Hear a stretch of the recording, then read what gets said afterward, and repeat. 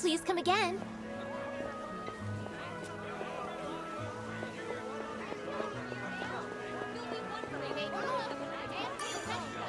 What you in the market for? Buy something! Never hurts to have some backup, right?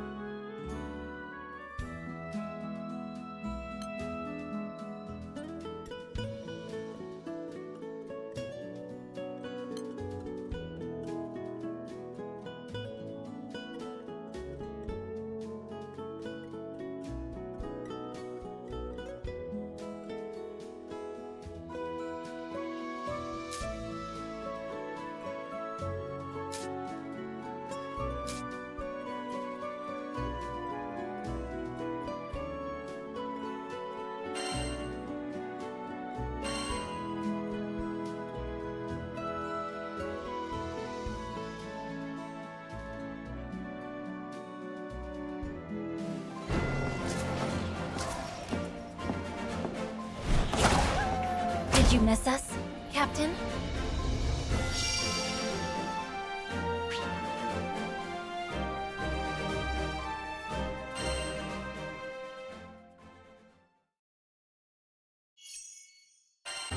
More untrained hounds.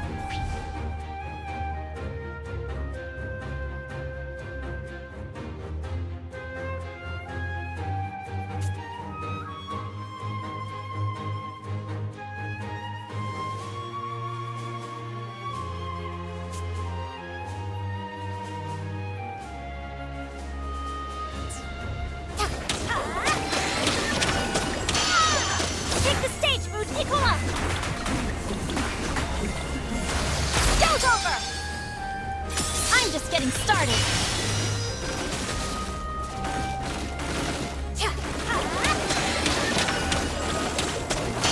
How's that? Nice try.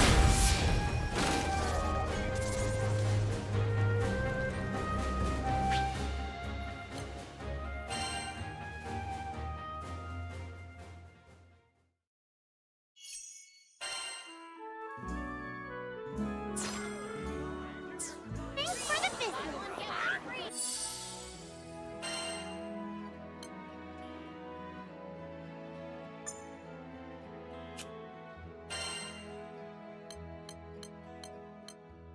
Looks like we're up.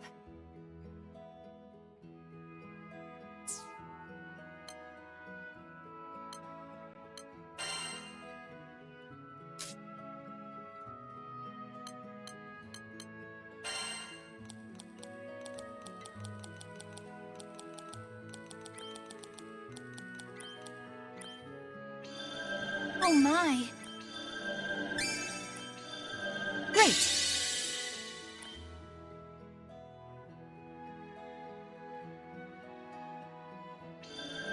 Momo, you have the best ideas. Nice.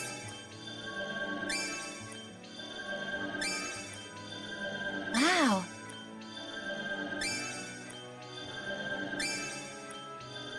This is amazing.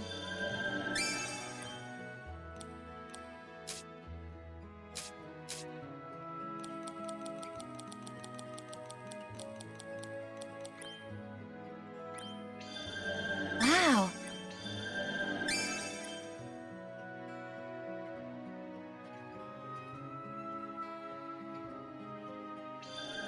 What do you think, Nicola?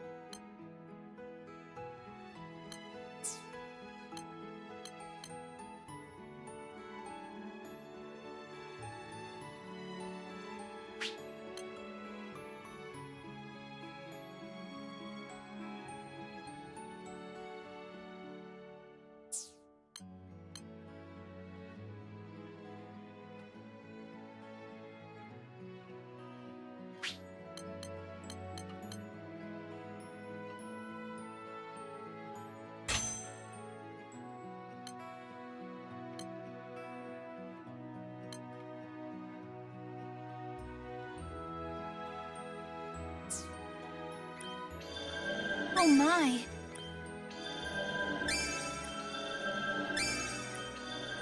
This is amazing.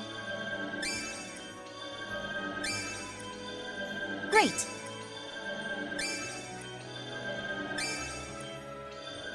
Nice.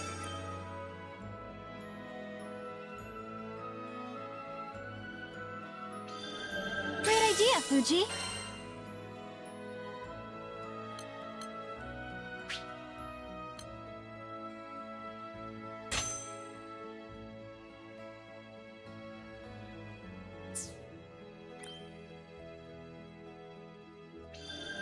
This is amazing.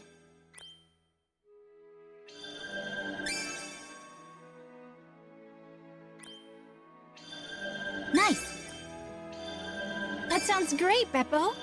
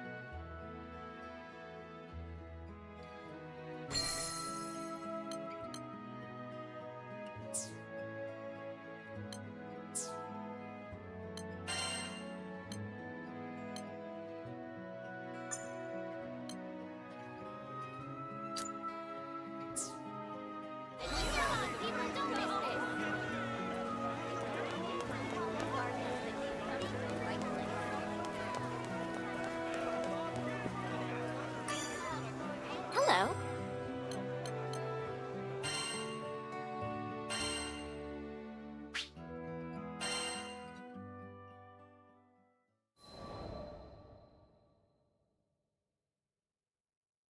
Our adventure began with a strange light falling over my home island of Zinkenstill.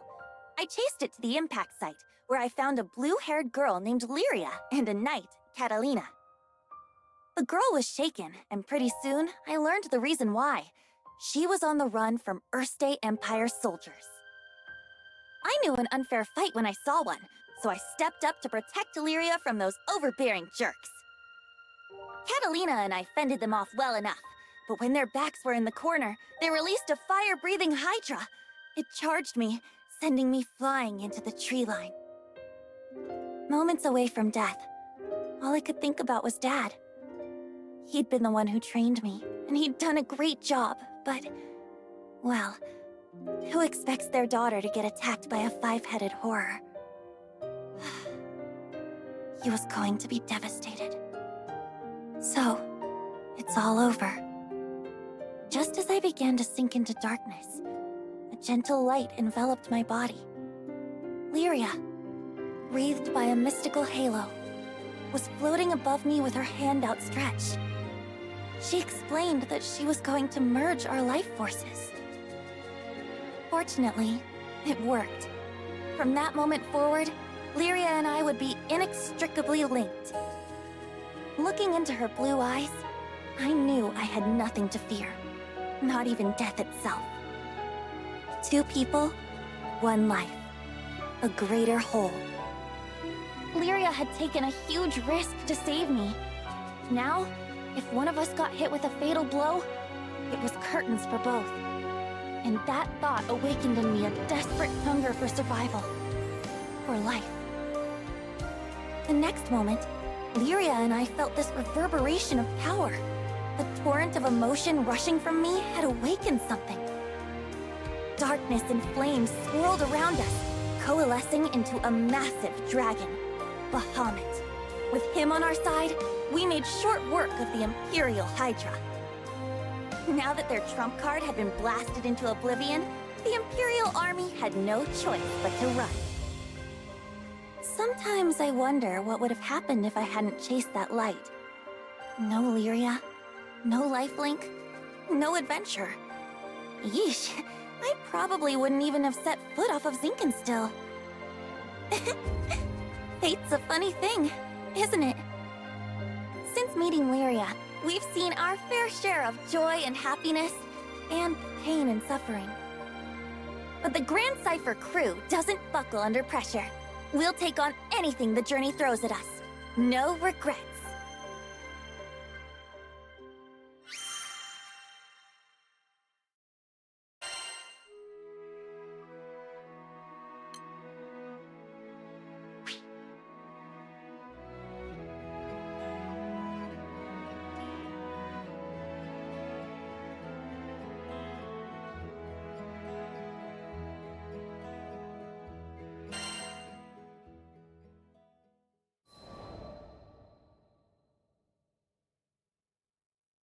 Now, where was I? Oh, right. We just humiliated the Empire, who probably had reserves waiting somewhere close by. We realized we needed to get off Zinkenstill. Fast. The Empire was not going to rest while Lyria was on the loose, and I figured that since we shared a life force now and all, it was in everyone's best interest if we stayed together. Plus, I'd always wanted to explore the far reaches of the skies, though doing it on the run, not what I had in mind. Oh, there was so much to think about, so much to decide. But all those plans could come after we had escaped Zinkenstill. I didn't want a whole army, this time with, I don't know, 30 Hydras marching on my home island. And, well, I had another, more personal reason for wanting to leave. Before I knew it, our journey was at an end. The end. As in, we'd reached the end of the skies. My daughter, I'm waiting for you on Estalucia. I thought about Dad's letter. I missed him. When I was young, he would take me to the edge of the island, and we'd sit there, admiring the clouds. I wanted so badly to explore those skies, just like Dad. I had to see him again. And now, I wouldn't have to make that journey alone. With Vern, Lyria, and Catalina at my side, we commandeered a small Imperial craft and set out for the greatest of destinations, Estalucia.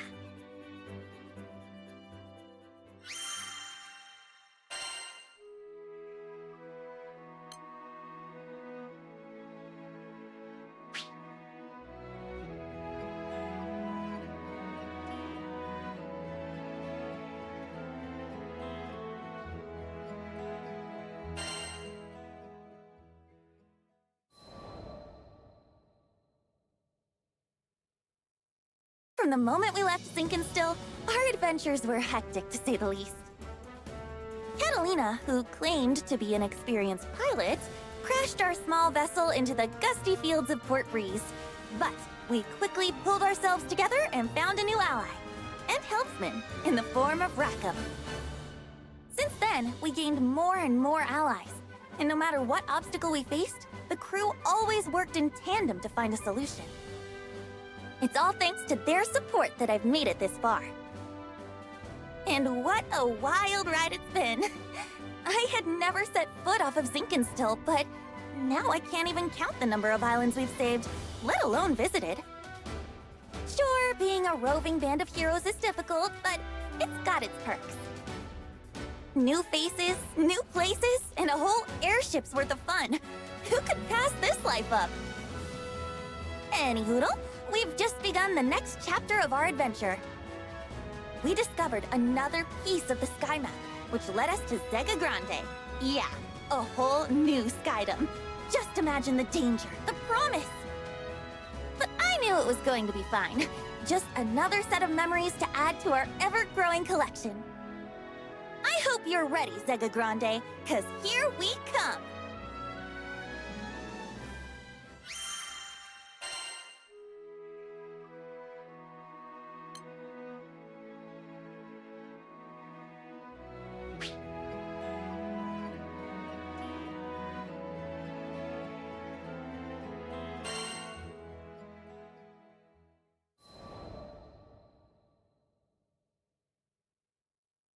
Skyfarers!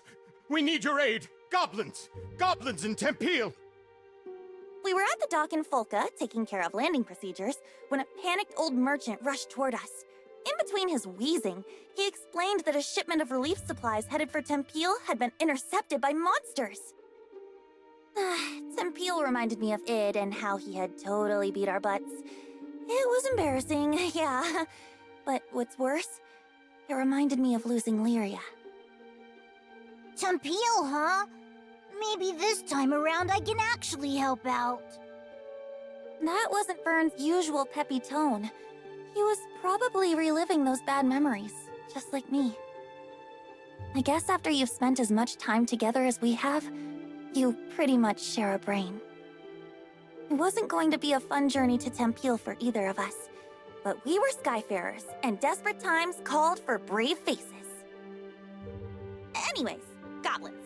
Smart, fast. That meant we wouldn't have the luxury of time. We needed to throw together the minimum amount of supplies needed for the journey and head out. I turned to Vern so we could discuss game plans, but then I saw his ears were droopy. If we're fighting goblins, then we should have them licked by lunch. Something was wrong. But with the hasty flight preparations, I couldn't spare the few minutes to investigate. Pull through it, Vern, I thought. We need you.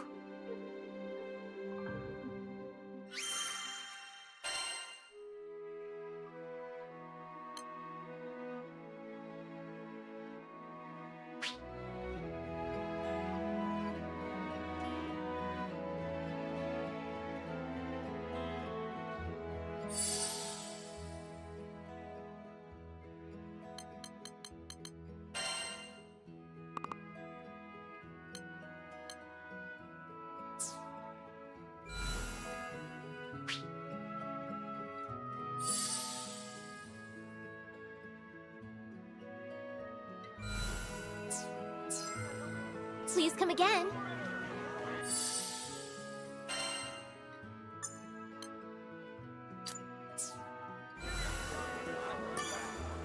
Need something?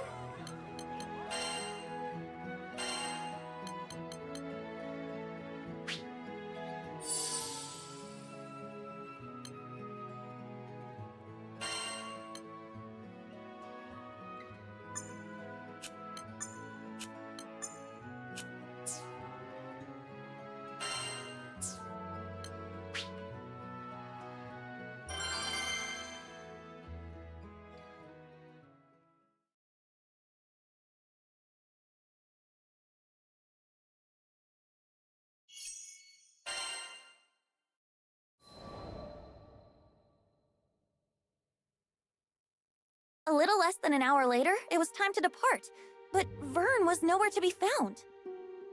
Hurry, Skyfarers! We can't waste another second! The later we got there, the more supplies would be stolen or destroyed. This could add up to weeks or even months of delays in Tempeal's restoration. Vern, I hope you're okay, bud.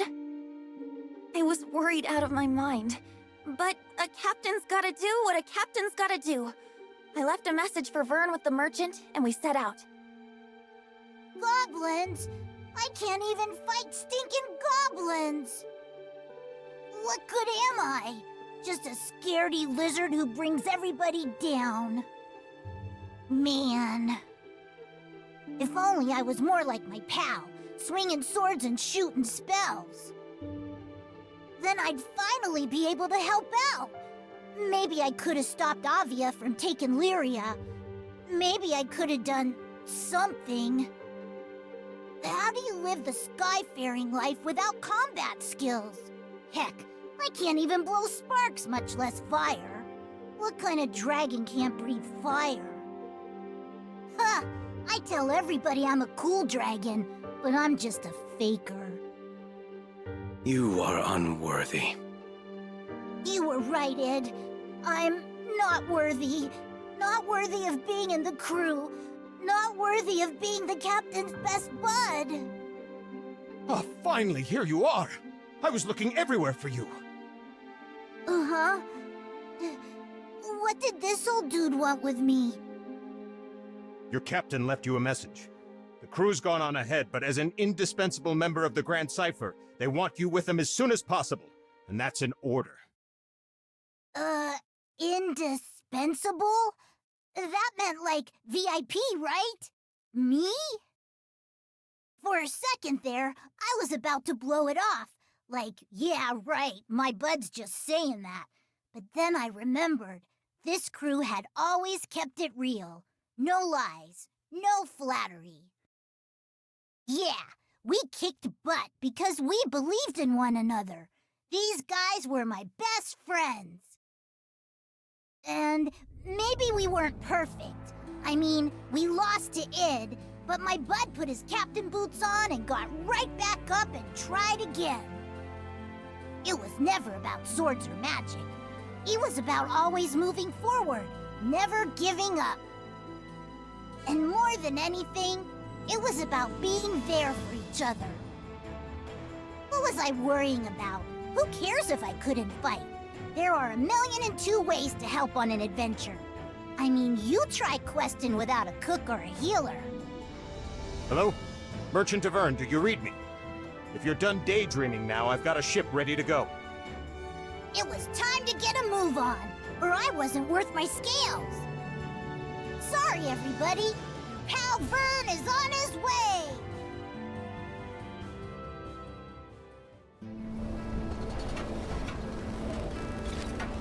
Prep and ready. The supply should be this way. Let's move. Uh-oh. Our potion stock's running low. Rain! We'll be okay against a few goblins, right? Hopefully. Just don't overdo it.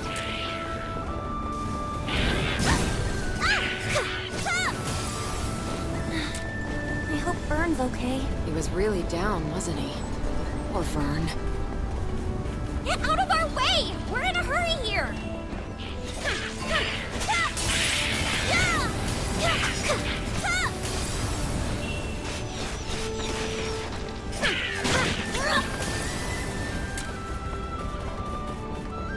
Damn, we're back for more. Right when we were about to cross the finish line. I see people! Over there, by the supplies! We have to go help them! Gotta keep it up!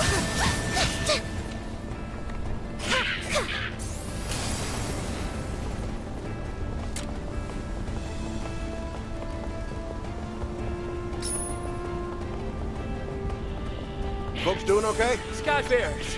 We're doing better now. We need these supplies to repair Heads some up! heal. Please, would you protect them? We're on it.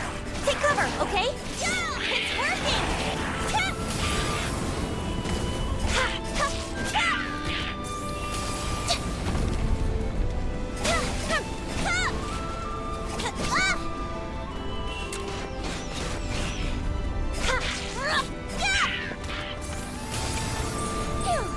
I think that was the last of them. Thank you.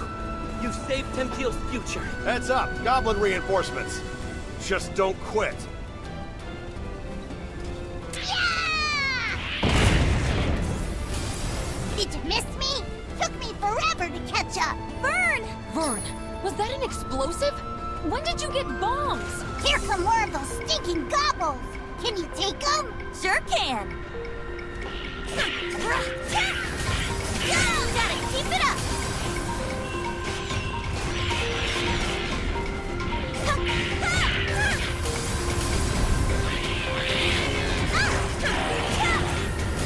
Yep, that'll do. Why aren't you coming from above? What's your noggin? If those goblins manage to steal any more of the supplies, then the relief effort's good as done. No kidding. They've already hauled half our grain to higher ground. Higher ground? Sounds like a job for a cool dragon. That's a great idea, Vern. Put your wings to use. Are you sure you can manage? What if the goblins fought you? Piece of cake. I'll be back in 30 seconds or your money back.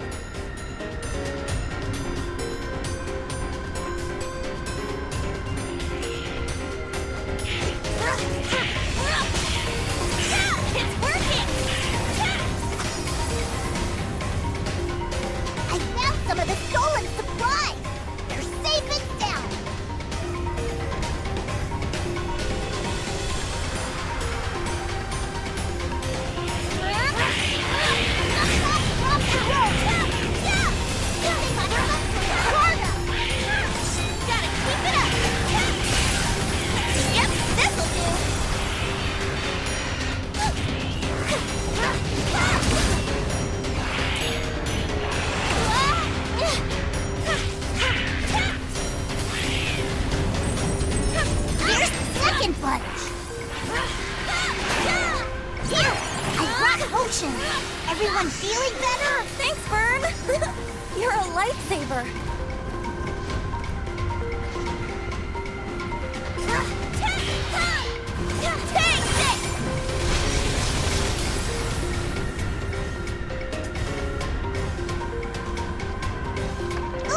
pilots are getting nasty. Don't fall for their tricks. It's working!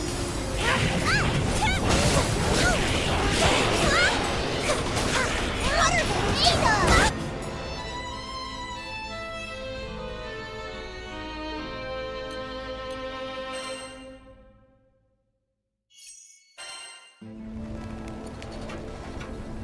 All right, time to go. The supply should be this way. Let's move. Uh-oh, our potion stock's running low. We'll be okay against a few goblins, right? Hopefully. Just don't overdo it. I hope Vern's okay. He was really down, wasn't he? Poor Vern. Get out of our way! We're in a hurry here!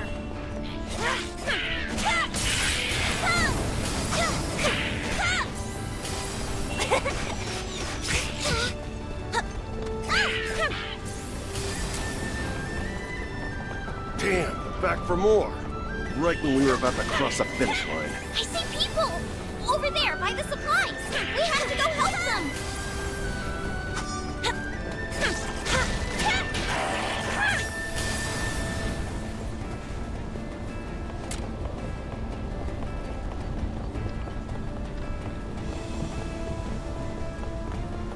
Folks doing okay? Skyfarers! We're doing better now. We need these supplies to repair Tempeel. Please, would you protect them? We're on it! Take cover, okay?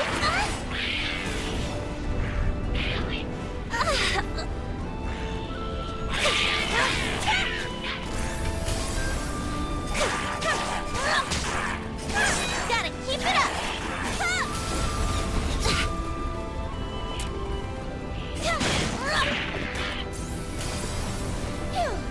I think that was the last of them. Thank you. Panacea! You saved Tempeel's future. Heads up, goblin reinforcements. Just don't quit.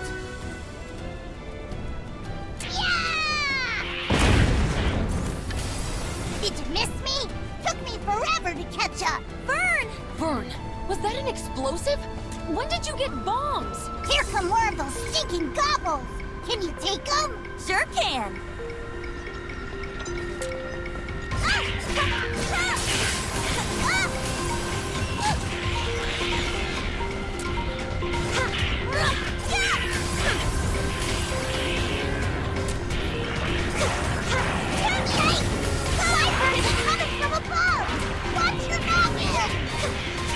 If those goblins manage to steal any more of the supplies, then the relief effort's good as done. No kidding. They've already hauled half our grain to higher ground. Higher ground? Sounds like a job for a cool dragon. That's a great idea, Vern. Put your wings to use. Are you sure you can manage? What if the goblins fought you? Piece of cake. I'll be back in 30 seconds or your money back.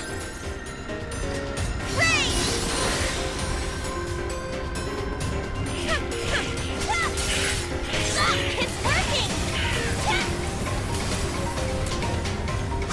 I found some of the stolen supplies. They're safe and sound.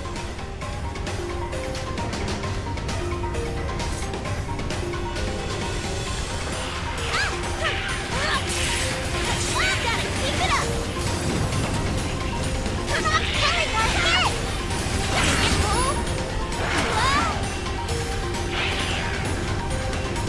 You got this!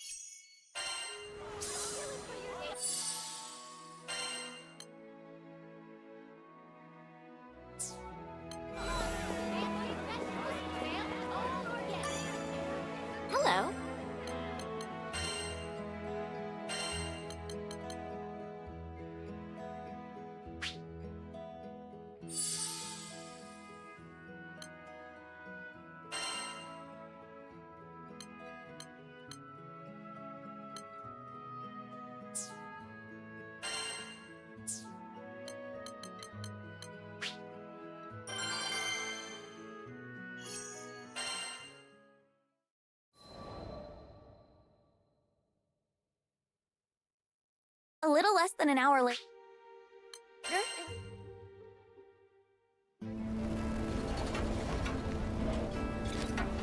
Prep and ready. The supply should be this way. Let's move. Uh-oh, our potion stock's running low. We'll be okay against a few goblins, right? Hopefully. Just don't overdo it. What do you think? Vern's okay. He was really down, wasn't he? Poor Vern. Get out of our way! We're in a hurry here! Don't take my thorns. I need your aid! One more! Damn, they're back for more. Right when we were about to cross the finish line. I see people! Over there, by the supplies! We have to go help them! I'm seeing stars.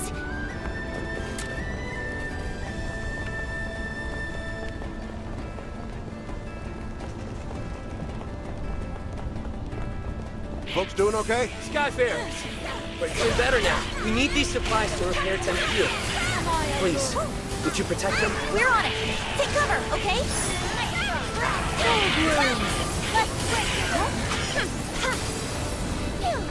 I think that was the last of them. Thank you. You've saved Tempio's future. Heads up, goblin reinforcements. Just don't quit.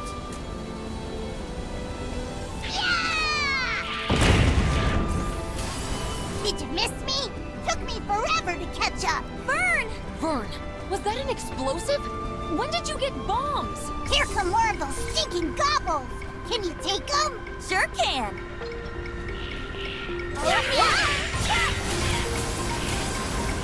What do you think? Come, Crimson Sword!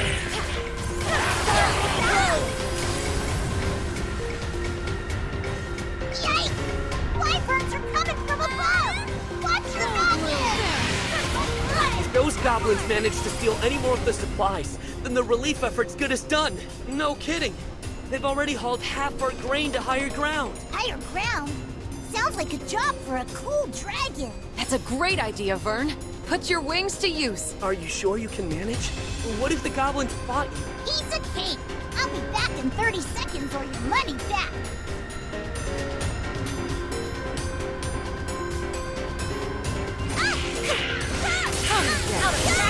Keep it up!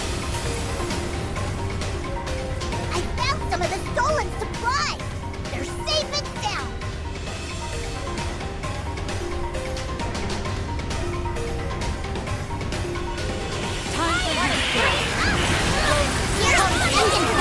What do you think?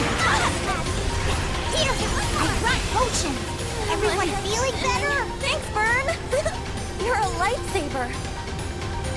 Those goblins are getting nasty. Don't fall for their tricks.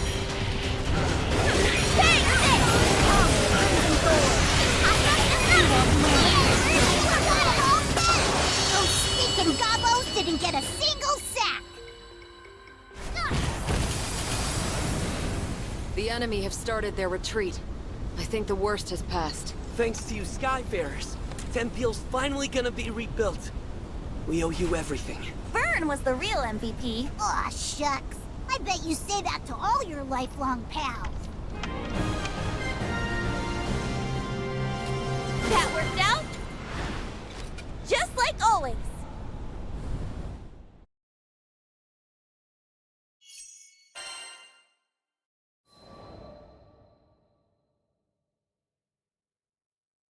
After we'd secured the supplies, Vern talked about how he didn't think he was good enough for the crew. Obviously, he was the only one that felt that way. I'd always appreciated his support. During fights, he was a supply runner, lookout, and cheerleader. And both on and off the battlefield, he was my courage. But even the best people, and dragons, get discouraged sometimes. I really should have been more vocal about my appreciation. But he knows now. We won the day because he came flying to the rescue. Just like I knew he would. I'll always be there for you, pal. He was back to his old self, basking in the praise of the crew, which caused his ego to swell like a balloon, but hey, who doesn't need a little confidence boost after a dip? And Vern, let me just say it now. I value you and all the hard work you do. From the bottom of my heart, thank you.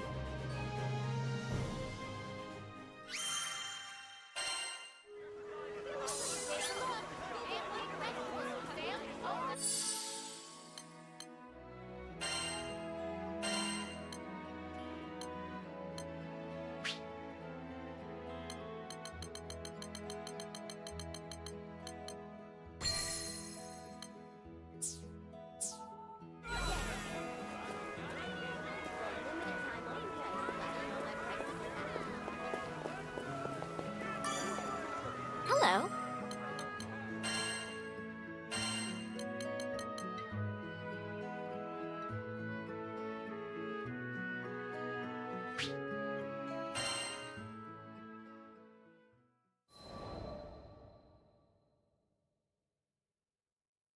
Sometime after our mission in Tempeel, we bumped into the old merchant in Folka. Well, look who the cat dragged in. Thanks for handling things in Tempeel. You all deserve the best. Tempeel had been roughed up by Furykin's rampage, and all of the locals were busy repairing the damage. The work we did that day had been crucial to those recovery efforts. Out of curiosity, my young lizard friend, were you much help to your crew? Uh-oh, he said the L word. I turned to Vern, ready for his usual furious tagline. Thanks, Pops. You really helped me see the light. Huh. This was new. The old man threw an apple to Vern and they exchanged a nod. Then, without explaining this bizarre bond between them that just came out of the blue, he left.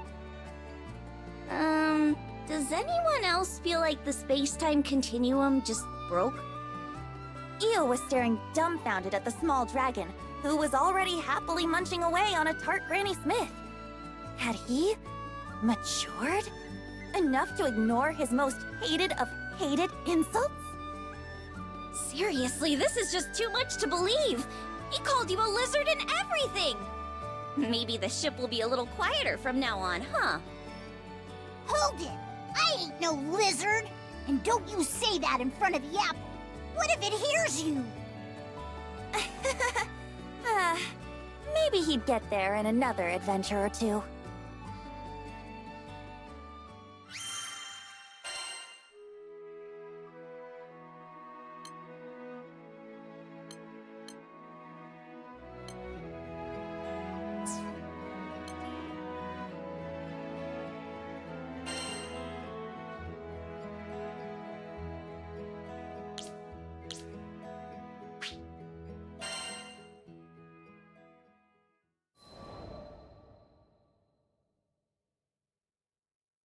You think you know the sky and wind, but then you come to a foreign land, where unfamiliar songs on the air beckon you toward the unknown. Catalina, where do you think this breeze is coming from? The wind rustled Lyria's hair affectionately as she spoke.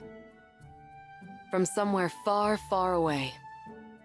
Much time has passed since Lyria and I escaped from the Erste Empire and met the captain in the woods of Zinkenstill.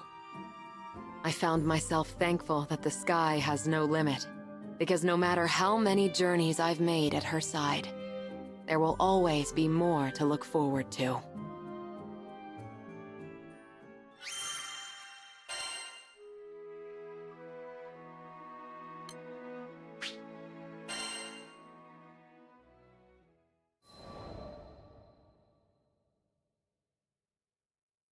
Lyria and I first crossed paths when I was still a knight of Erste, and she a tool in the Empire's mad experiments on dark essence. So you're Lyria. I was appointed to stay by her side as both captor and guardian. She reminded me of a beautifully crafted puppet, never moving or speaking unless commanded. Her expression was fixed, and her eyes were bright, but cold, as if made of glass. Moved to pity, I wanted at the very least to light a smile on her face. but I may as well have been talking to a doll. I couldn't find the part of her that was alive. It wasn't until many days had escaped us that I realized Lyria was a real girl with a feeling soul. She simply didn't know how to act like one. So, I taught her to laugh when she felt joy and cry when she felt sadness. Through books and reverie, I taught her to long for the outside world. And when colors on a page were no longer enough, I took her hand and led her to the roof of the military base. The illustrations Lyria had seen were lovely, but the sky now stretching above her was boundless and so luminous that it drew forth tears. And finally, her blue eyes shone, as if they were two patches of sky lit by a sun from within her. That sun melted my heart. There, with the open air as our witness, I made her a promise. Someday, we'll sail this endless world together. I swear it.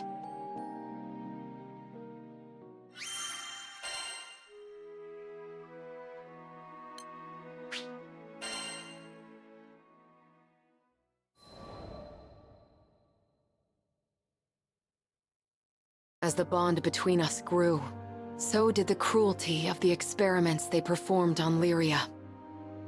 Lyria doesn't belong here. No living creature does.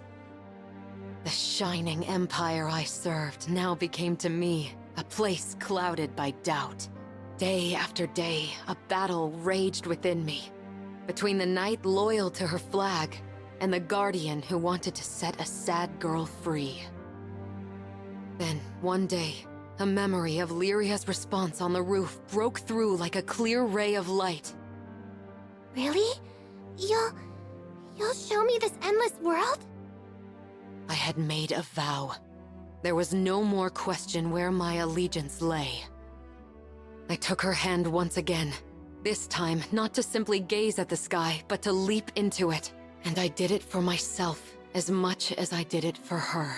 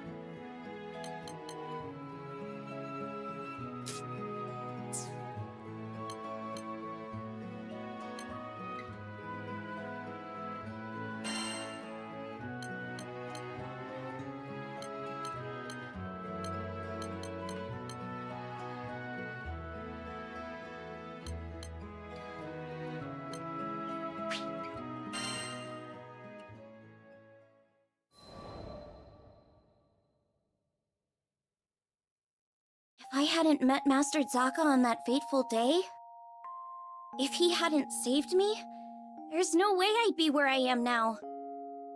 I'm from the Vaults Duchy, where the weather's sweltering all year long, thanks to a river of lava that flows through the island. My hometown might not have been the most scenic place, but as long as I had Master Zaka with me, I was happy. After traveling for so long, I can finally say that with pride. Before I left on my journey, I was completely clueless. When my master went missing, I just ran around like a chicken with its head cut off. I was looking for something, anything that would help me find him, and that's when I met the crew. The reason behind his disappearance turned out to be even worse than I could have imagined. The Earth State Empire had driven him out of his mind. They had manipulated him into awakening the primal beast that had lain dormant beneath the ground, Colossus. Fortunately, I was able to break through to him, thwarting the Empire's attempt to exploit Colossus's powers for conquest. I learned that they were doing all sorts of horrible things, even to their own people, in order to achieve their goals. My master was a kind person who never hesitated to help those in need. I resented the Empire for making him suffer. And I couldn't just sit around when there was work to be done. That's why I decided to join the crew. To stick it to those Empire jerks and give their victims something to smile about.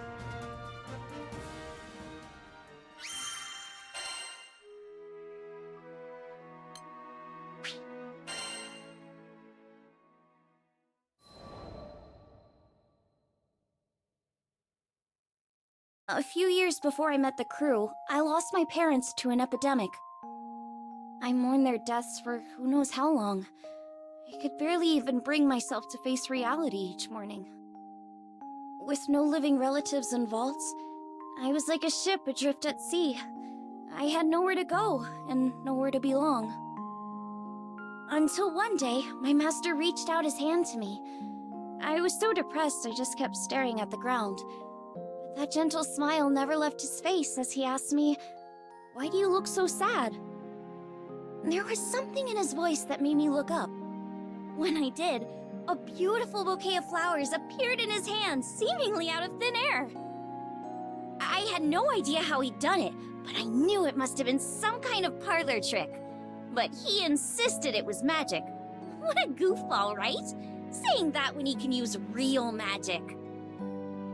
But it was just the magic I needed at that moment.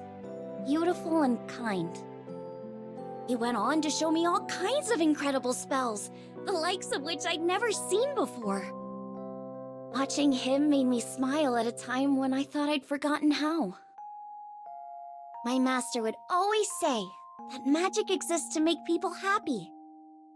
Something about that spoke to me. It made me want to become a mage just like him. So I signed myself up as his disciple, begging him to teach me magic.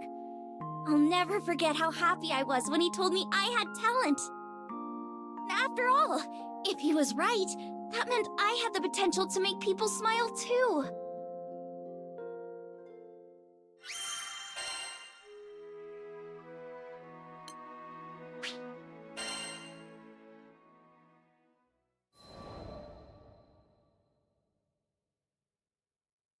One day, shortly after I joined the crew, I suddenly lost the ability to use magic. No matter how many times I tried casting a spell, nothing happened. I had no clue what to do. The rest of the crew thought Master Zaka might have the answers I needed, so we set sail for vaults. It'd been forever since I'd been back home. My master was thrilled to see how much I'd grown. I opened my mouth to ask him about my problem, but when I saw how happy he looked, I just couldn't bring myself to do it.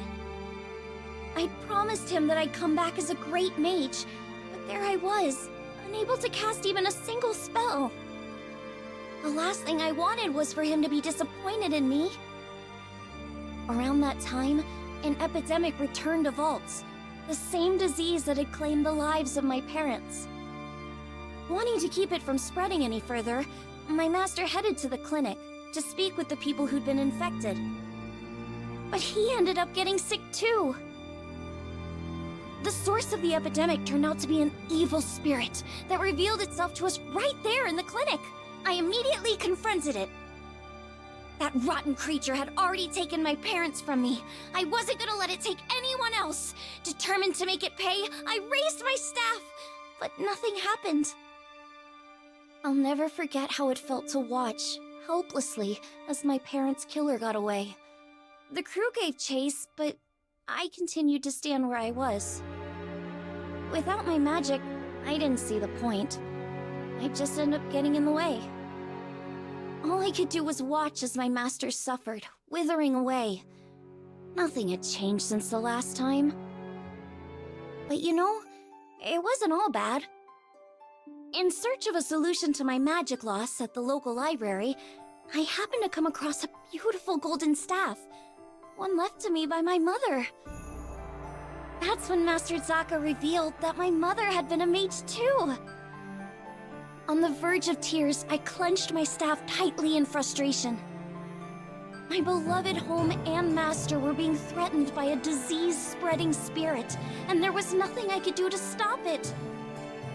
Just as I began feeling completely hopeless, the staff began to glow. Somehow I could feel it encouraging me, empowering me. So what if I couldn't use magic? Surely there were other ways to help everyone. Unable to stand around doing nothing any longer, I ran off to find the crew. When I finally tracked them down, they'd already been rendered powerless by the disease. That left me as the only person who could fight. There wasn't a second to lose. It was that moment when I decided I was done running away. I'd promised myself a long time ago that I was going to use my magic to make people happy. Filled with newfound resolve, I heard a voice coming from the staff. Mom? Is that you? The voice told me to visualize the power flowing through me. As I did, I could feel magic welling up inside me, flooding out from deep within. With my mom's help, I was able to defeat the evil spirits. As soon as it was gone, light erupted from my staff. I turned to see the rest of the crew climbing to their feet, their symptoms gone. The power spread through the entire island of Valtstucci, eliminating the disease and bringing smiles back to the people. Things were a little touch and go there for a while, but in the end, everyone pulled through, and I've been able to use my magic without any issue ever since. I just know it's because my mom is watching over me through my staff. Thanks to her, I can keep traveling with the crew, using the staff she left me to bring out more smiles along the way.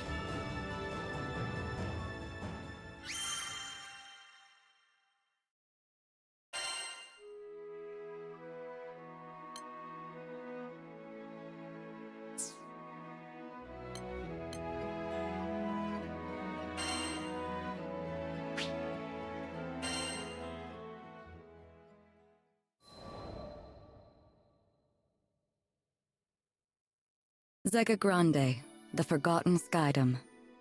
As I gazed into its perennial blue, I reflected on my last time here, during my travels with him. My memories of this place were distant, yet unforgettable. Have you been here before, Rosetta? Hmm? Perhaps I have. Who can say? Eventually, I'll share my tales of the captain's father and our journey together. When the time is ripe, of course. But first, I would need to sort through my own emotions. It was here in these skies that we would eventually part. I know. In the eyes of eternity, our time together lasted no longer than a blink. Yet his impact on me felt nothing short of eternal. Indeed, it wasn't nostalgia that I felt upon revisiting these skies. Rather, it was the significance of this place and all that transpired here that weighed heavily upon my heart.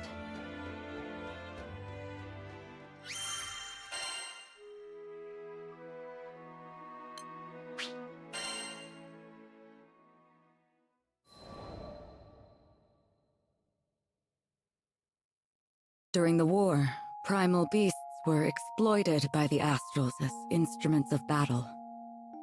Withered and faded, one primal would eventually drift to Lumacier Archipelago, making a home for herself. Over time, she grew accustomed to the comforts of its forests and the serenity they offered. It was a far cry from the brutalities of war. Centuries would pass until a young man stumbled upon her domain, forever altering the course of her life. She engaged him in a vicious battle, but was ultimately humbled in defeat.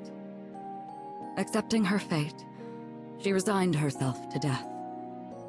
However, the man would sheath his blade and, to her surprise, asked if she would join him on a journey across the skies. a primal beast was supposedly no more than an astral weapon. Beings born to be controlled, manipulated, and ill-used since time immemorial.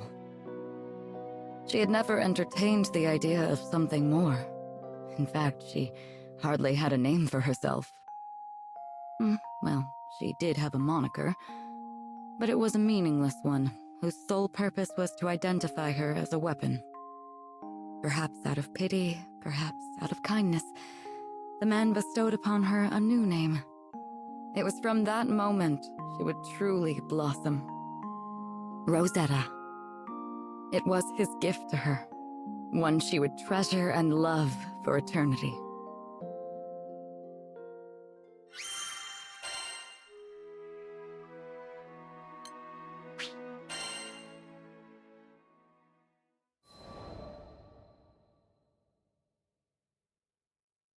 With every union comes an inevitable separation.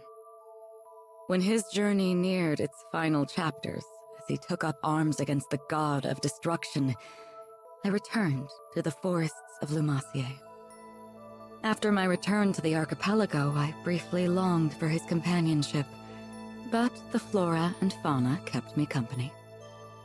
Decades came and went, and one day I would encounter yet another young visitor to the island.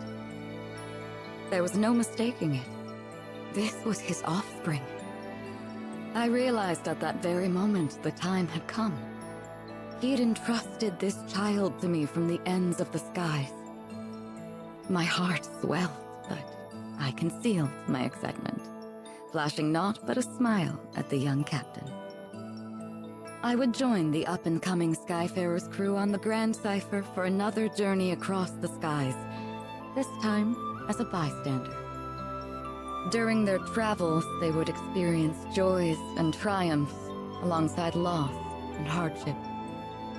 I continued to observe from afar, doing my best to obscure my true intentions. My roots were well planted in the past. Knowing what I knew, would I be able to act as a part of their crew in earnest? Before long, my ambivalence would come to a head. My convictions had begun to waver. Was this the right approach? Of course, I was conscious of reality. I knew their journey wouldn't be easy. They would have to face the harsh life the skies had in store for them. And with our foes only becoming more and more cumbersome even for myself, could I possibly protect them?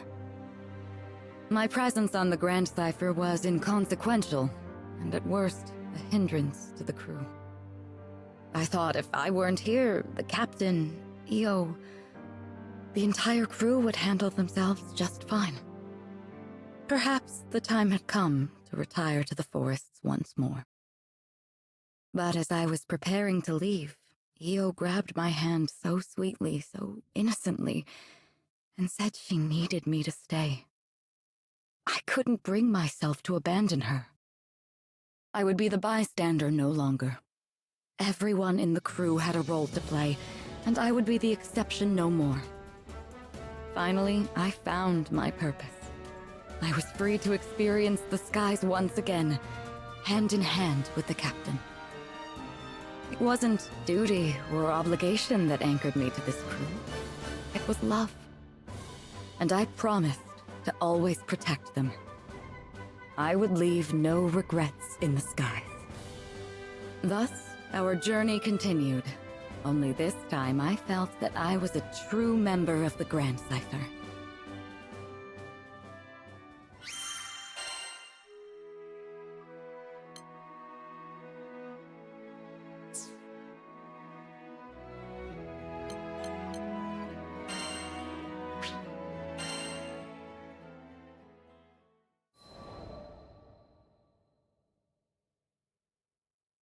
Piloting an airship ain't easy work, but whether it's plotting a windward course or conducting some routine maintenance, you can always count on experience and intuition. Ha! Just a little further! Finally, the Grand Cipher broke through the nebulous shadows and turbulent winds of the Grim Basin, and to greet us on the other end was our reward, the brilliant clear blue. It was a panoramic azure, dappled by silver-white clouds gleaming from the light of a new day. Always an exhilarating sight to behold. Judging by the cries of celebration starting to spread across the deck, I took it my crewmates would agree. Damn, who'd have ever thought a young dreamer from Port Breeze would make it all the way out to these skies? The Grand Cipher and I, we'd gone through thick and thin together. It's a long story, but it all started on that fateful day I met the captain. I haven't looked back since. Right then, landing maintenance. Fuel stores, full. Engine, all clear. We were ready to disembark into the unknown. What awaited us in the Zeka Grande Skydom? As uneasy as I was, I couldn't help but feel a teensy bit giddy with excitement.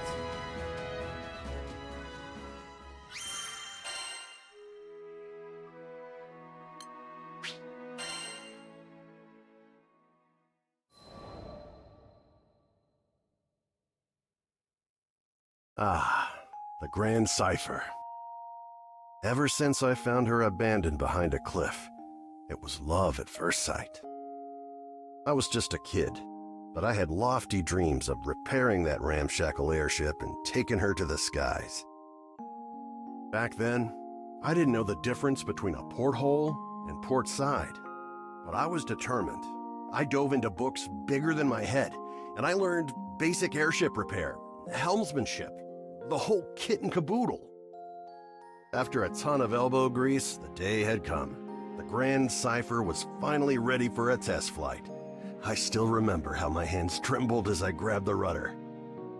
And wouldn't you know it, she actually lifted off the ground for me.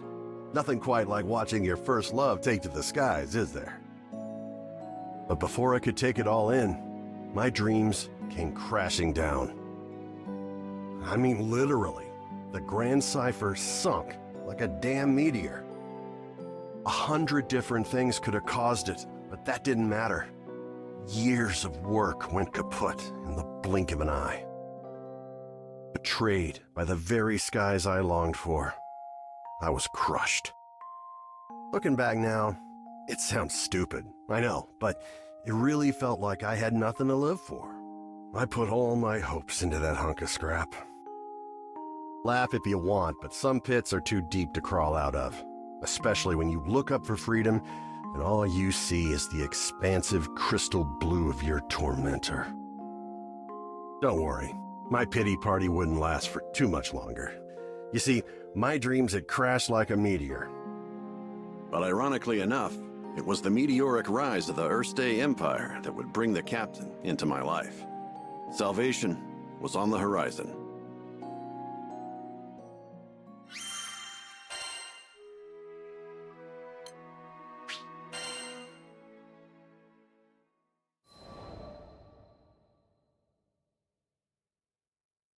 Just as I'd given up on flying, the Erste Empire had arrived in Port Breeze, and they were hell-bent on exploiting our local protector, the primal beast of wind, Tiamat.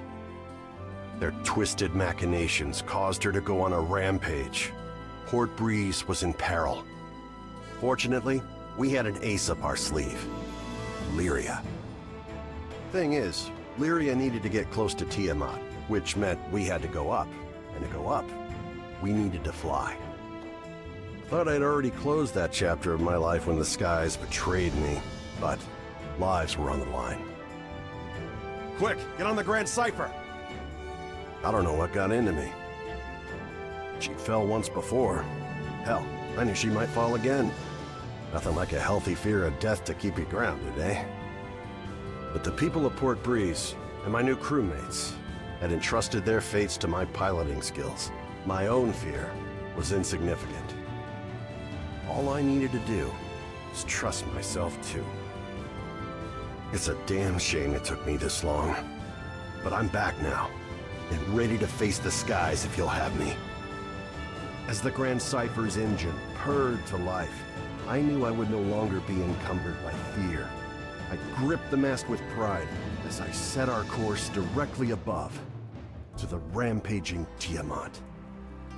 Lyria quelled the primal beast, and catastrophe had been averted. Not to mention, I could finally dream again. Ever since that day, I've been the helmsman for the Grand Cipher and its crew. It's been one hell of a ride. I've since formed a pact with good old Tiamat and made amends with the shipwright Primal who built the Grand Cipher, Noah. So, Zeka Grande Skydom might be uncharted territory, but my role remains the same. See our crew arrive safely, no matter the destination. And that includes Estalucia. Some folks might call reaching the end of the skies an impossible dream, but I ain't too worried. With the Grand Cipher as our wings, anything's possible.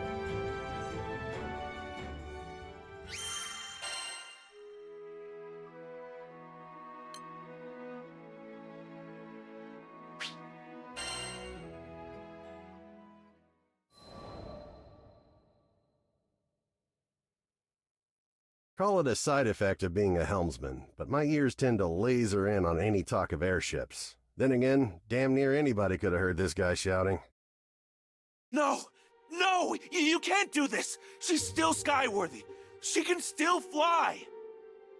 The distraught man was making a scene outside. 3 seemingly unfazed onlookers surrounded him. Between all the belly aching, I pieced together the man's story. He was an engineer, was upset that an airship called the Nautilus was set to be decommissioned. His 3 friends, meanwhile, were telling him to see reason that an old ship like that would be more useful as scrap. Reminded me of the Port Breeze days, back when my own dreams seemed like unscalable walls. The 3 onlookers were a young helmsman, a young mechanic, and an older merchant. They presented a unified front against the engineer, countering each of his arguments threefold whenever he opened his mouth to protest. As much as I wanted to help the guy, the trio were speaking the truth. Repairing the damn thing would cost buckets of rupees, and you can't fix an airship on gumption alone. Trust me, I've tried. Them's the breaks, kid. I turned to leave. None of my business, right? But dumb old me, I had to pause as my ears caught what he said next. We made a pact, didn't we? Don't you remember? The Nautilus. You promised that we would take her to the skies. He could barely hold it together. You could hear it in his voice, the desperation as he clung to a quickly fading dream. It was a feeling all too familiar to me.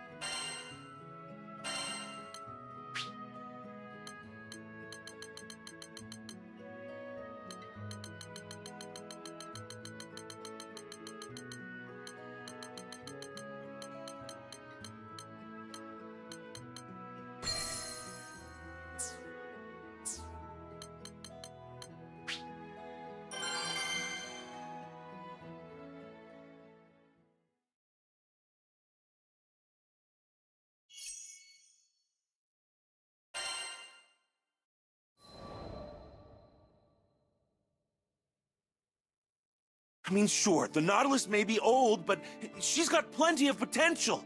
She could easily outpace any other cargo ship in the fleet. At least 3 times faster!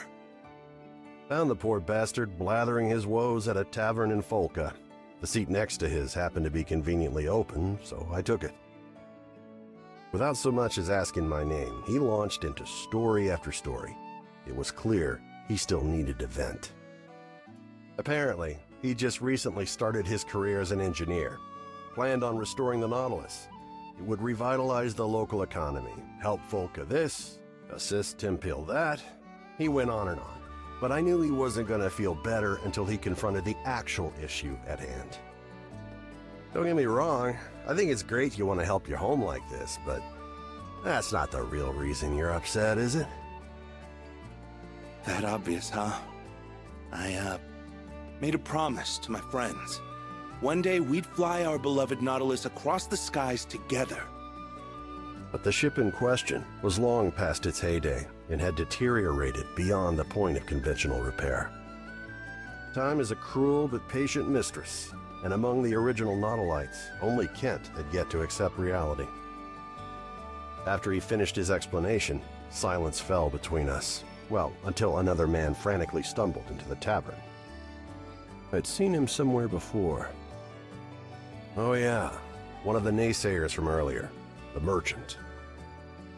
Somebody help! Anybody! Monsters are ransacking my precious cargo! I was torn. Do my civil duty as a Skyfarer and save the cargo, or help this ass determined to crush the dreams of my newfound friend? So, I asked Kent.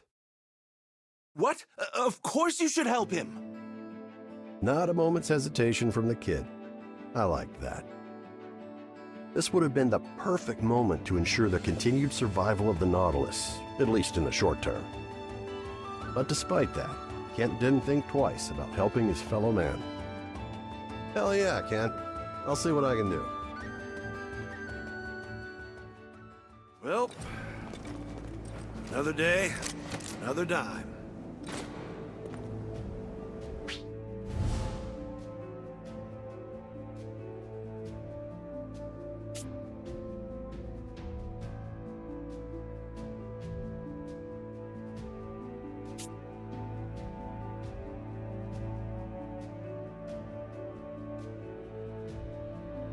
According to the merchant, our destination should be around here. I just hope there's anything left to save. Let's get moving.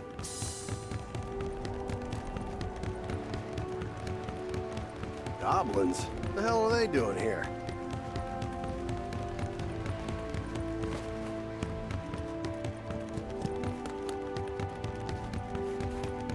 They'll say we didn't warn you. Bring it! Go time! That all? It's go time, baby! Take that! Play dead! Full bloom! Gravity well! Refreshing. Not bad, if I say so myself. Now then, where were we?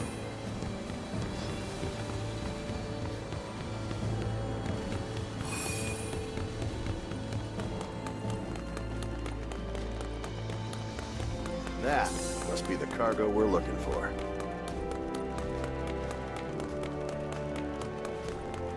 Cargo's safe and sound. Maybe. Looks like it's been rummaged through. Watch out, Rackham! We've got goblins and wyverns on our trail! It'll take more than that to dupe us. Come, Crimson Thorn! Go time! Fire! Things are about to get dicey. Just don't let him get close to the cargo. What do you think? The roses shall That all? Come on, there's still more of them! Stay sharp, everybody!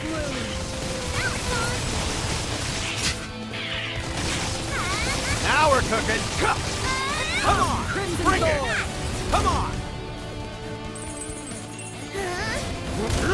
Take that! Full bloom!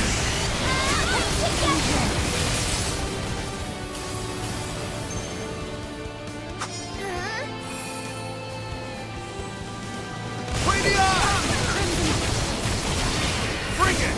That all? Goodbye now. Come on! So the big shot finally decided to show up, huh?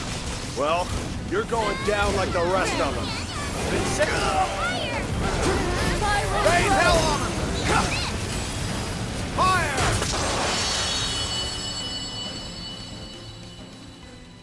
You monsters screwed up big time today, because you chose to mess with the best crew to ever cross these skies. Ha! One for the books.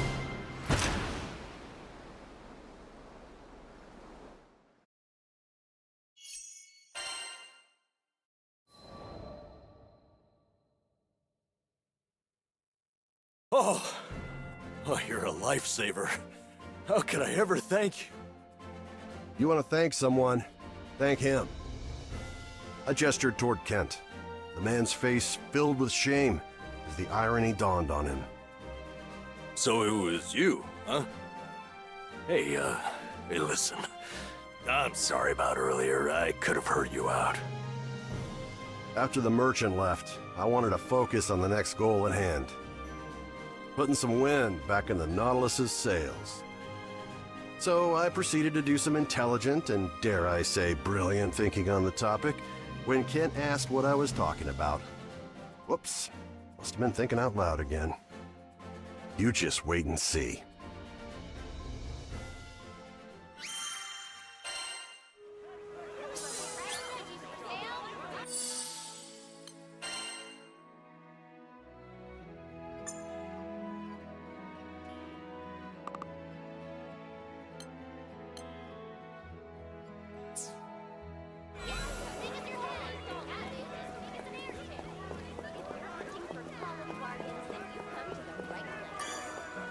Hello.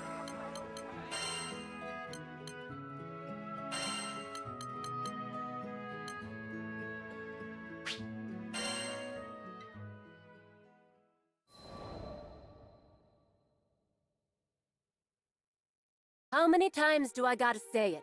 Getting parts to fix the Nautilus out here in the boonies is next to impossible. I've never been good with women. My words never come out quite the way I mean for them to. I thought maybe Miss Mechanic would be on board, but...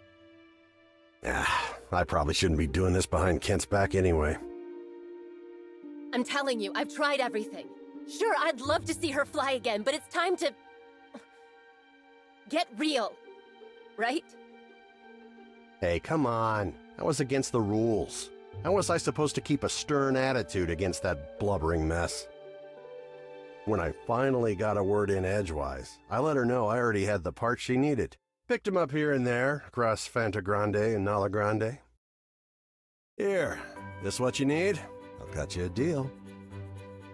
Wait, how? Where in the skies did you find these? Caught up in her excitement, she leapt at me. Whoa, not so close, Missy. Of course, she paid me no regard. It was the parts she had her eyes on. Some modifications here and there, I could... Yeah. I can't believe it! The dream is alive! Yep, the dream was alive. She didn't have to say it. The look on her face was enough. All that hubbub from earlier was nowhere to be found. After forking over the payment, she happily took the spare parts off my hands. She also made sure to plant a big fat kiss on my cheek before scurrying off. Sheesh, at least warn a guy beforehand, right? Women, I swear. In any case, the winds were starting to blow back in their favor.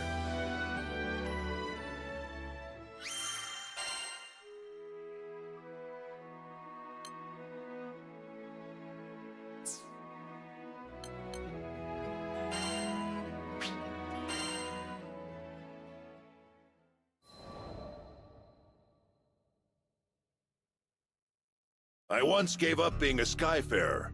Also, I could take up arms to protect my home island, Auguste. Man, she was special. You see, there aren't too many places in Fanta Grande with oceans, much less ones as gorgeous and pristine as Auguste's.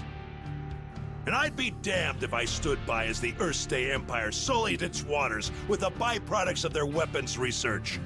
It goes without saying that I enlisted.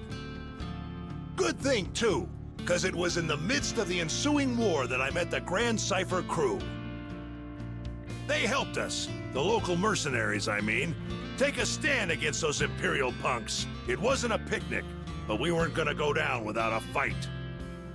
In the end, the war wasn't decided by either side, but by the patron deity of the land, Leviathan, who damn near drowned Auguste in a fit of rage.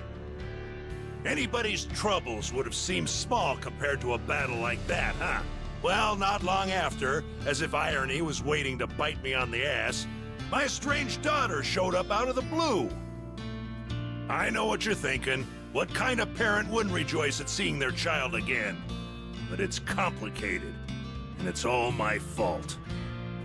Man, the way Apollonia looked at me, like a wolf staring down her bunny-eared breakfast. I couldn't face her. But this crew. There was something about their vitality, you know? Here were these young'uns standing against impossible odds and coming out stronger for it. Maybe if this old man took good notes, he could eventually have an honest conversation with his own baby girl. So, I asked to join the crew and took up a life of skyfaring once again. The next time my daughter and I met, I wouldn't let fear and regret keep me from moving forward.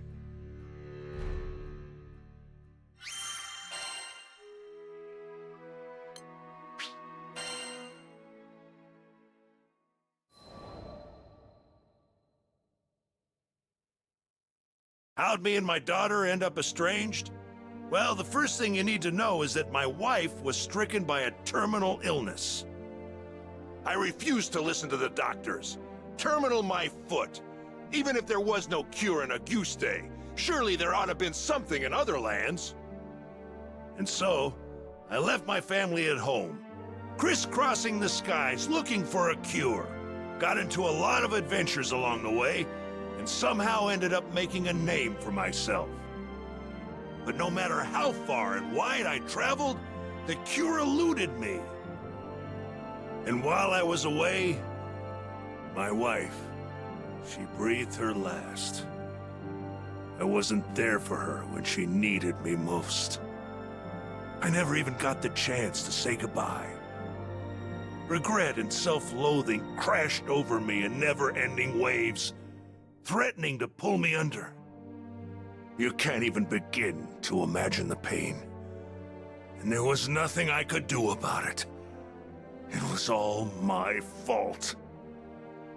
My daughter spent countless days looking after her sick mother, fighting off fear and dread. It's not hard to imagine why she hates me. She must have asked herself time and again, why was her father gallivanting across the skies while his family suffered? By the time I finally came home, she was long gone. There were no other relatives to turn to. The only family she'd known was no more. All I could do was stand dazed and helpless in the cold, empty shell of the home we'd made.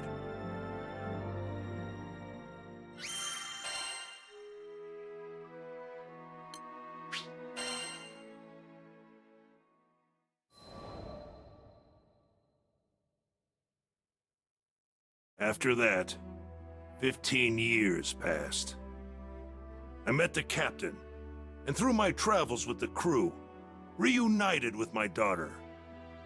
This might surprise you, but we didn't have a tearful, touching father-daughter reunion the second time around either. I spent so long telling myself that the next time we met, I'd face up to my past.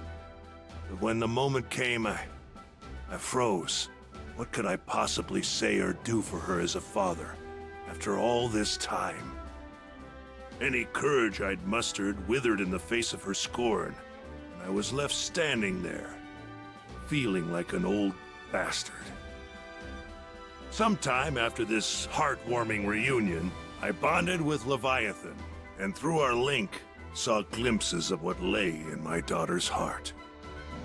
I thought I had escaped all those painful memories. But here they were. In that world created by the Pact with Leviathan, my wife was still alive. I saw how things might have been if I had done things differently. Of course, I knew none of this was real. But I would rather stay in a world of memory than live in a cold, lonely reality without her. But she wasn't having any of that. She said I couldn't sacrifice my future to dwell in the past. She made me promise to fix things between myself and our daughter. Said she'd boot me out of the ocean if I came back without completing my task. Her words finally gave me the push I needed to face my past and start on the path to a brighter future. They gave me the strength to fight for my daughter in her hour of need. And I'd like to think that I finally did something fatherly, if only just the once. Of course, I don't expect our relationship to be mended with one conversation or act of bravery. But little by little, I think we're getting there.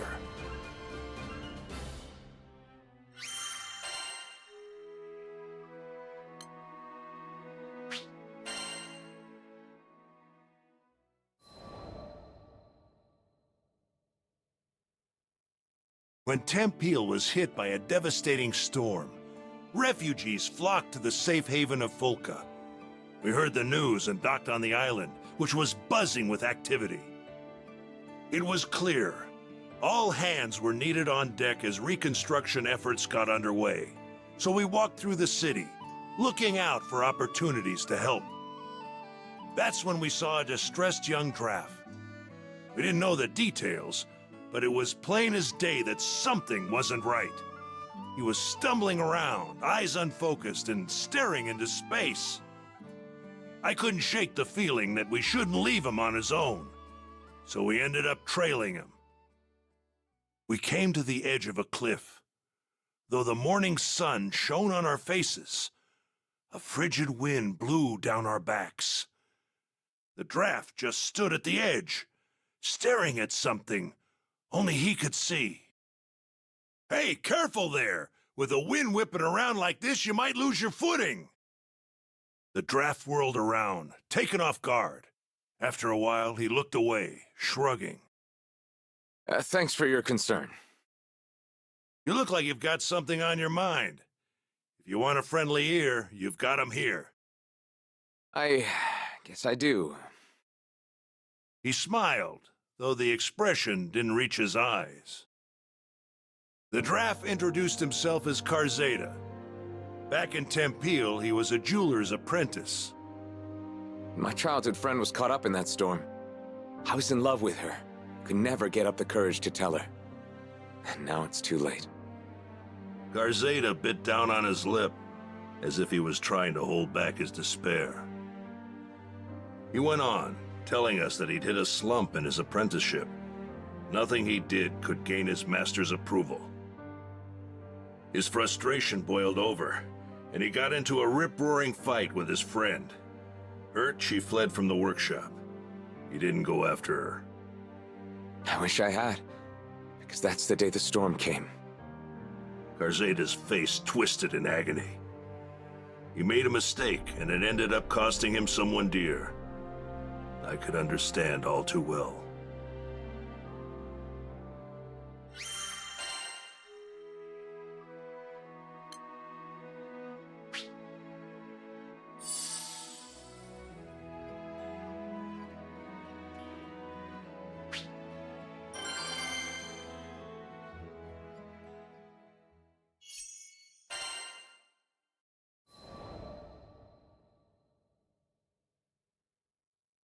Karzeda stared at the sunbeams as they illuminated the cliffside.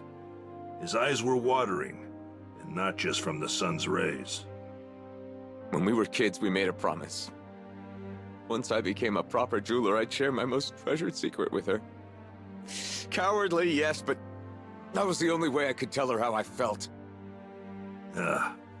It all made sense now. His deepest, darkest regret was putting off telling her what was in his heart for so long. We made that promise ages ago. I wouldn't have been surprised if she forgot all about it. Karzeda paused, as if remembering something. He lifted his gaze to the sky, then continued. Oh, right. I have to go back to the mines in Tempeal. There are keepsakes of hers there. I don't think she can move on without them. I could tell how important this was to him. But when the people fled Tempeal, a horde of monsters moved right on in. Actually, forget the fiends. Karzeda wasn't in shape to go anywhere right now. What do these keepsakes look like? I can head to the mines and track them down for you. Considering his condition, I wasn't about to give him room to argue. Besides, I know all about not being able to share the important stuff with a loved one while there's still time. There's so much I didn't get to tell my family. Even now, Thinking of our old house makes my heart ache something fierce. That day, there was no one to greet me when I opened the door. Seeing the cold remains of my home tore open a void in my heart. But you know what? I managed to keep going because my friends were there for me. This time it was my turn to support someone who needed it.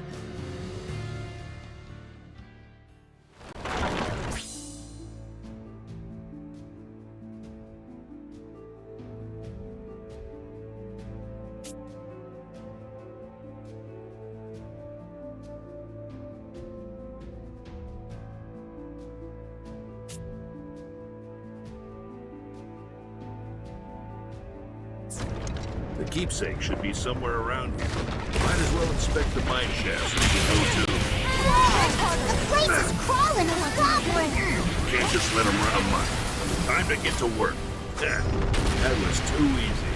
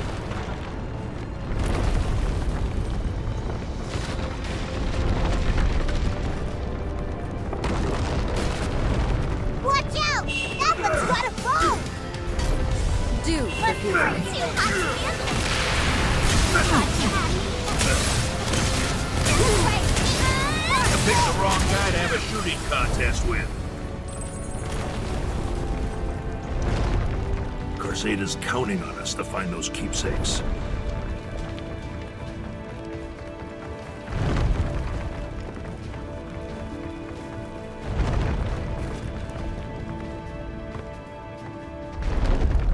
A watering can, a shovel?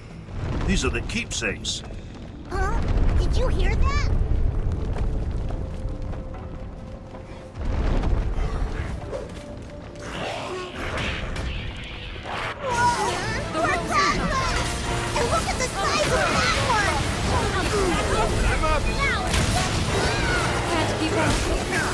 Step on up!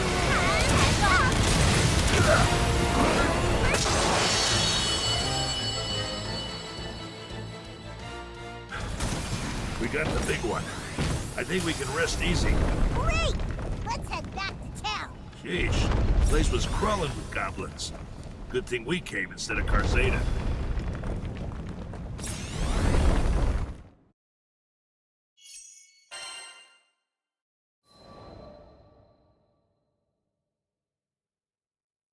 Karzeda said his friend loved flowers. Tempeal's soil was harsh and didn't lend itself to flora, but her dream was to grow a variety of flowers and let them bloom all over the land.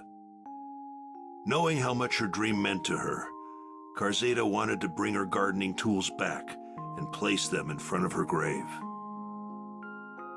His hands were trembling when I passed them over. Thank you.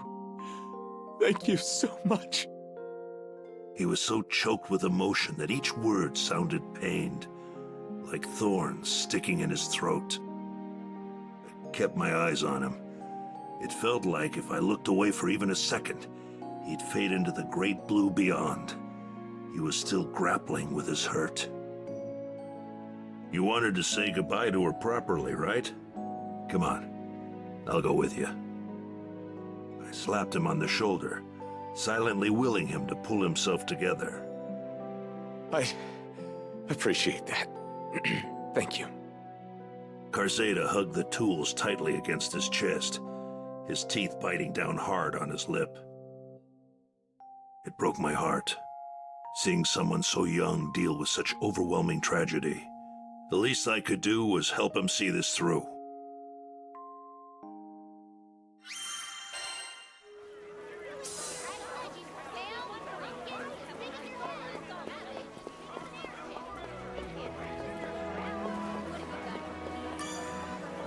need something?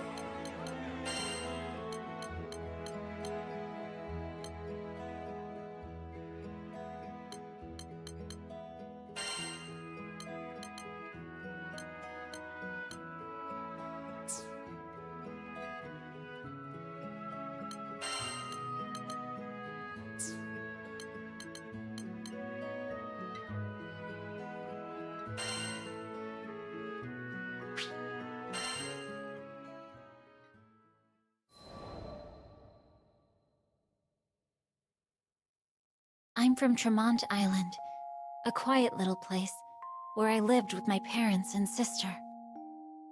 Things were good, except my sister was suffering from a terrible condition. We couldn't treat her on Tremont, so she was forced to travel to another island, all on her own. Back then, skyfaring wasn't nearly the safe bet that it is today, so I wasn't sure if she'd even make it there, let alone receive treatment. I loved my sister more than anything, so waving bye to her as she took off toward an unknown future was the hardest thing I'd ever done.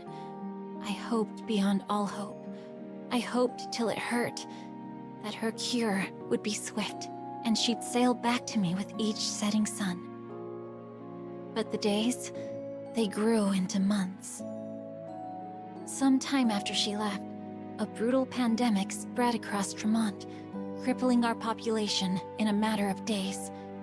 I was shocked, watching the good people I'd known all my life pass away. But I was horrified when it claimed my parents. And when it came for me, I knew death was waiting at the front door. What can I do? I thought, lungs heavy and weighing me to my bed. What could I do but turn to the skies and pray? Please, if you're listening, I want to hear my family. I want to hear their voices again. My pleas were answered, but not by salvation. No, it was Celeste, the primal beast of death, who descended from the heavens. She stole death from the suffering islanders, preventing them from slipping into the afterlife. They became zombies, sentient and rotting. Unlike the others, my corporeal form faded away, leaving my spirit to haunt the land. This, at least, gave me a faint hope. If I was given an unlife, then perhaps my mother and father would be given the same gift. But the months, they grew into years. And it became clear that though Celeste held dominion over death, life was a more complicated matter. It was my wish that had brought unlife to Tremont. I was to blame for turning my hometown into a living cemetery. If the villagers knew what I had done, well, that's why I chose to haunt the manor on the outskirts of town. Alone in those halls, with no one to talk to, I counted the days until I lost track of time. Solitude was better than guilt. Isolation was better than hearing my name used as a curse. But with time, the silence ate away at my name, until even I forgot who I was.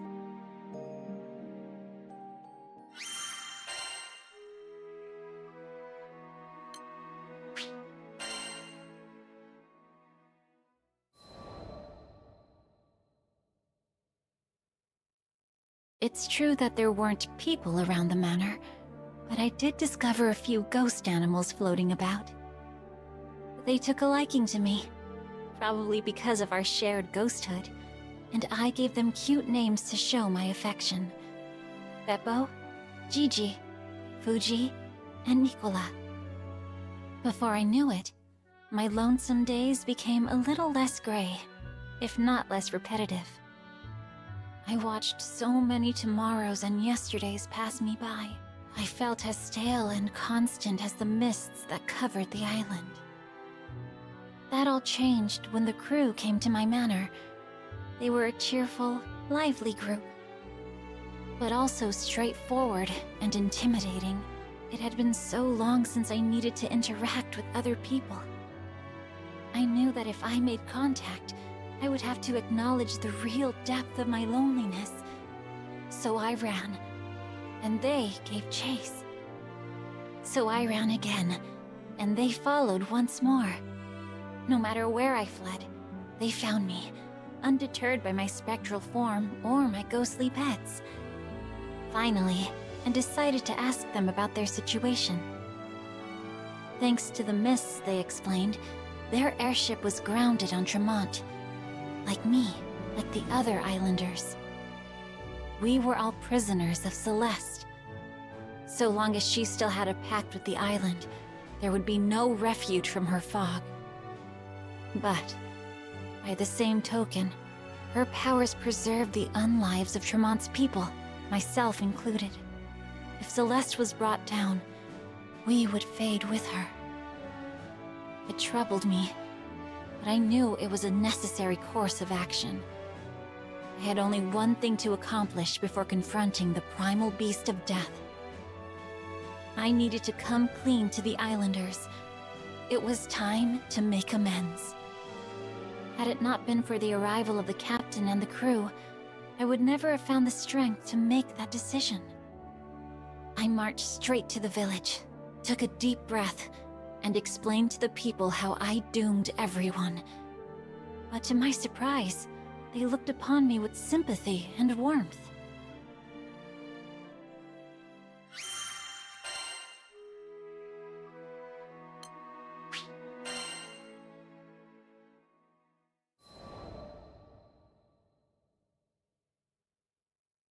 With the understanding and support of the islanders, I called Celeste once again. But she didn't appear, and the mist still covered the island. That's how I learned the truth. It wasn't only me who had crossed Celeste's fate with our own.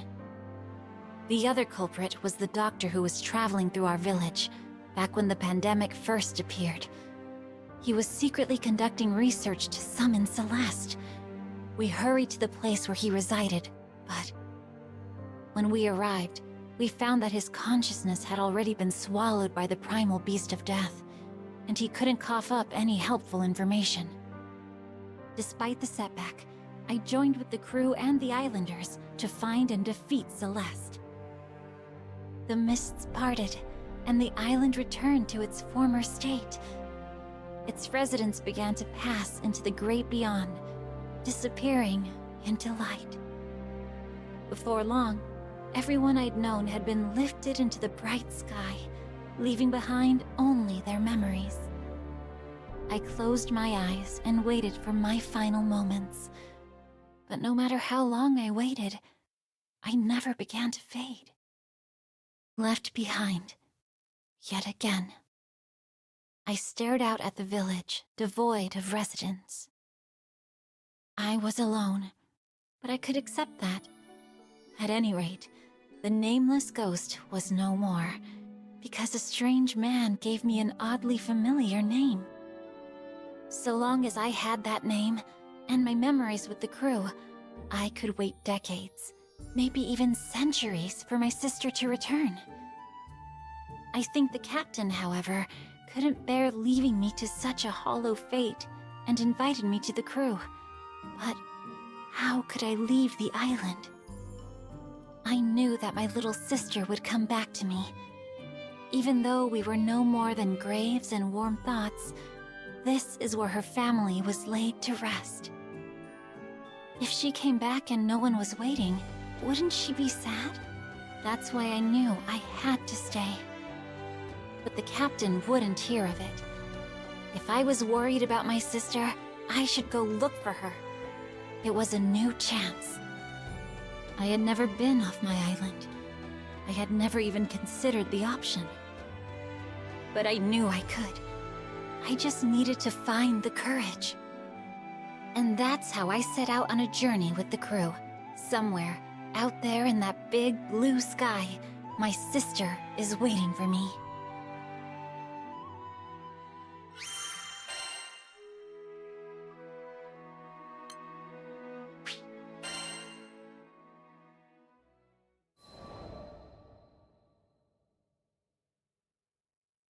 One day, I was out shopping in Seed Hollow Central Plaza when I saw a woman with kind eyes sitting on a bench. She was absorbed in her needlepoint. Your embroidery is beautiful. Oh, aren't you a dear? Thank you.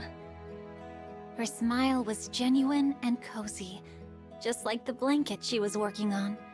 She told me it was a present for her beloved. I've never seen anyone so outside before. She giggled. Really?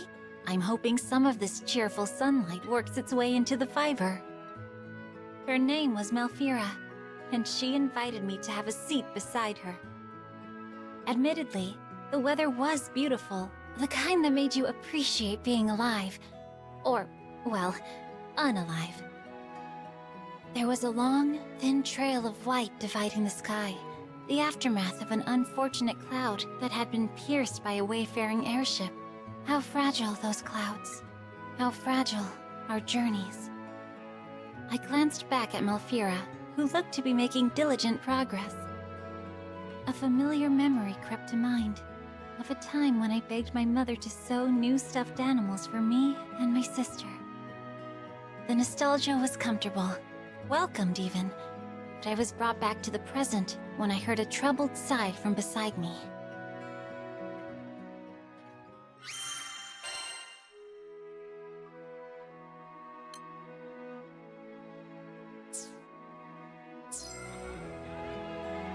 Have a good day.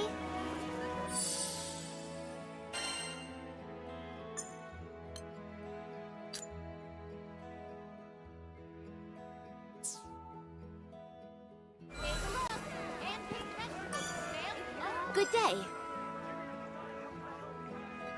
This one?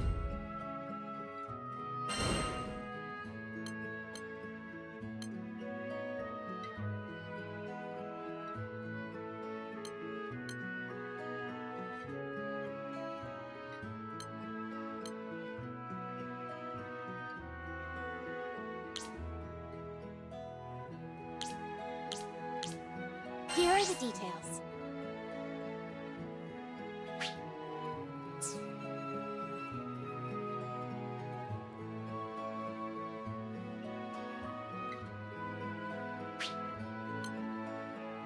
Be on your way.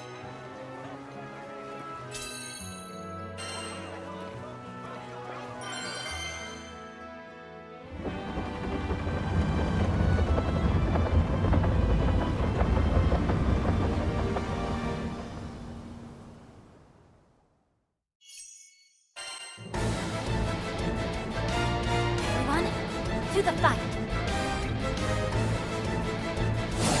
You're bringing the whole circus, huh? Keep on your toes. The ship's a sitting duck. Use one of the ether cannons on the deck and defend us.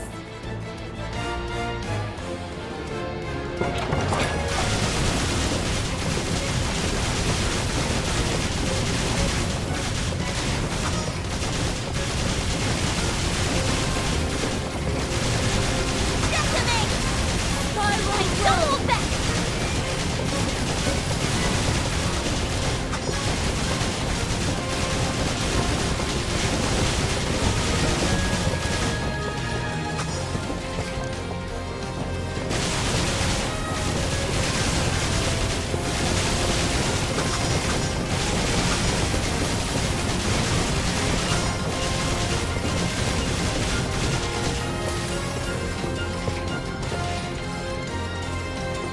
Goodbye. Leave it to me! Come, Crimson Thorn!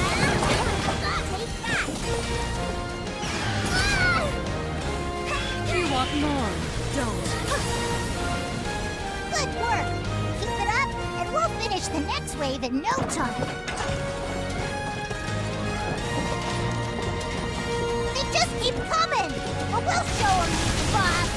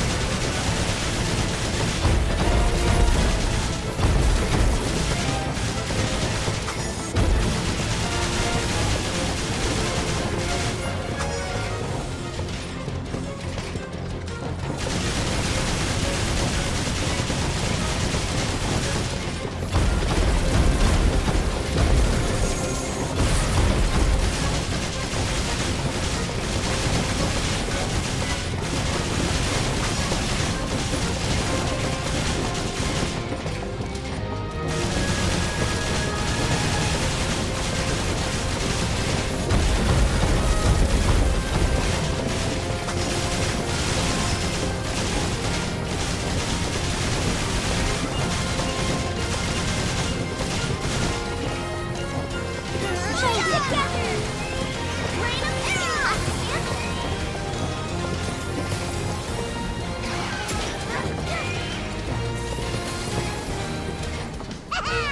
Take that!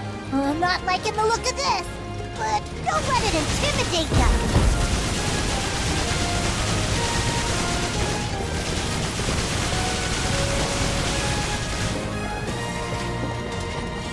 How many of them are there?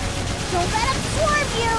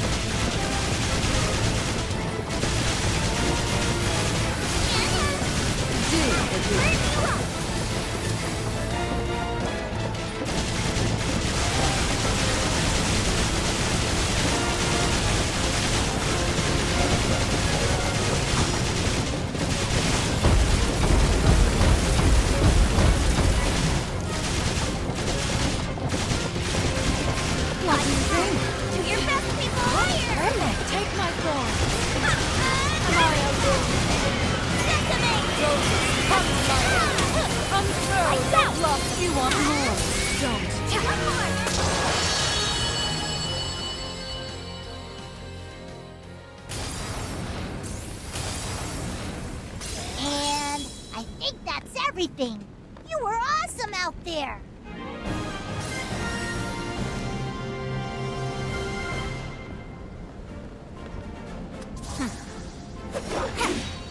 So guys, ready for treats?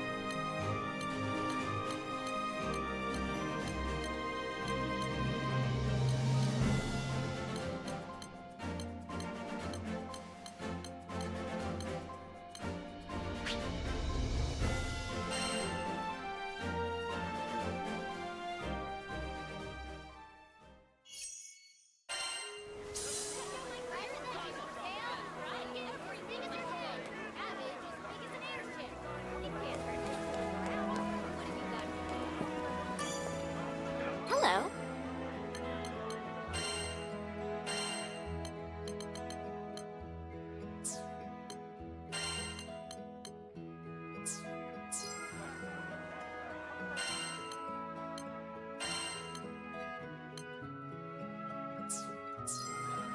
Please come again.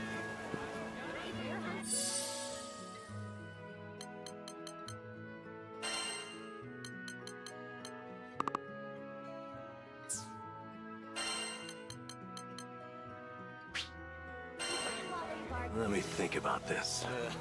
Yep. Easier than eating apples. Yep. Forget it.